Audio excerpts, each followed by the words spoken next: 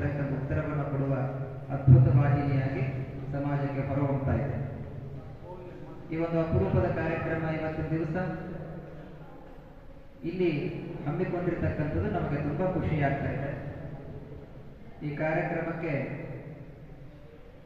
ನೀವೆಲ್ಲರೂ ಕೂಡ ತಮ್ಮ ಸಮಯವನ್ನು ಮೀಸಲಿಟ್ಟು, ಯಾಕೆಂತಂದ್ರೆ ಇವತ್ತು ನಾವು ಫಿಲ್ಮ್ಗಳನ್ನ ನೋಡ್ತಾ ಇದ್ದೇವೆ, ಚಿತ್ರರಂಗದವ್ರು ನೋಡಿದಾಗ ಭೋಪಾಲ್ ದಕ್ಷಿಣ ಕರ್ನಾಟಕದವರನ್ನೇ ಹೀರೋಗಳಾಗಿ ಮೀಸಲಿರ್ತಾರೆ. ನಮ್ಮವ್ರು ಯಾರಾದ್ರೂ ಒಂದು ಚಿತ್ರ ಮಾಡಕ್ ಹೋಗ್ತೀವಿ ಅಂತಂದ್ರೆ ಮೊದಲು ನಾವೇ ಅವರನ್ನ ಏನ್ ಮಾಡ್ತೀವಿ, ಅಲ್ಲಿ ಹೇಳ್ತೀವಿ ನೀ ಹೀರೋ ಆಗ್ತೀವೇನೋ ಅಂತ ಹೇಳಿ.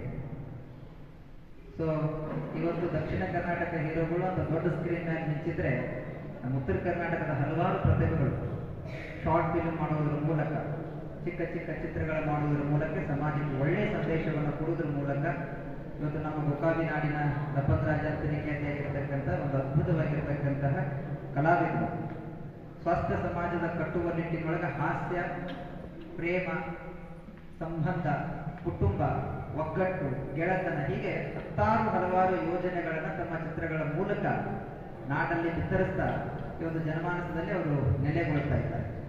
ಅಂತ ಹಲವಾರು ಕಲಾವಿದರಿಗೆ ಇವತ್ತು ಸನ್ಮಾನ ನಡೀತಕ್ಕಂಥದ್ದು ಬಹಳ ವಿಶೇಷ ಮತ್ತು ಇದಾಗಲೇ ಬೇಕಾಗಿದೆ ಅಷ್ಟೇ.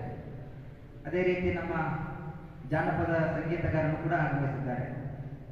ಇವತ್ತು ಚಿಕ್ಕ ಗ್ರಾಮದೊಳಗ ಸಣ್ಣ ಪುಟ್ಟ ಜಾನಪದಗಳ ಹಾಡುವುದರ ಮೂಲಕ ಎಲ್ಲರ ಮನೆ ಮಾತಾಗಿರ್ತಕ್ಕಂಥ ಕಲಾವಿದ ಇವತ್ತು ದೊಡ್ಡ ಇಂಡಸ್ಟ್ರಿ ಒಳಗಡೆನೂ ಕೂಡ ಒಂದು ಯಾವುದೋ ಫಿಲಿಂ ಒಳಗೆ ಸಾಂಗ್ ಹಾಡಿದ್ದಾರೆ.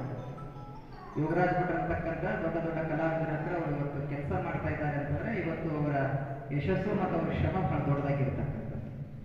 ನಾವು ಟಿವಿ ಒಳಗೆ ಬರಬೇಕು, ನಾವು ಸ್ಕ್ರೀನ್ ಒಳಗೆ ಬರಬೇಕು, ನಾವು ಹಿಂಗೆಲ್ಲರೂ ಮನೆಯೊಳಗ ಅಥವಾ ಮನಸ್ಸಿನೊಳಗೆ ಹೆಸರು ಹಚ್ಚಿ ಹಾಕಿಸ್ಬೇಕಾಗಿತ್ತು ಅಂದ್ರೆ ಅವರನ್ನು ನಾವೆಲ್ಲ ಶ್ರಮ ಪಡಕ್ಕೆ ಕಲಿಬೇಕು. ಸುಮ್ಮನೆ ಬಂದವರೆಲ್ಲ ಸಾಧಕರಾಗಿ ಹಲವಾರು ಪ್ರಯತ್ನಗಳನ್ನ ಸತತ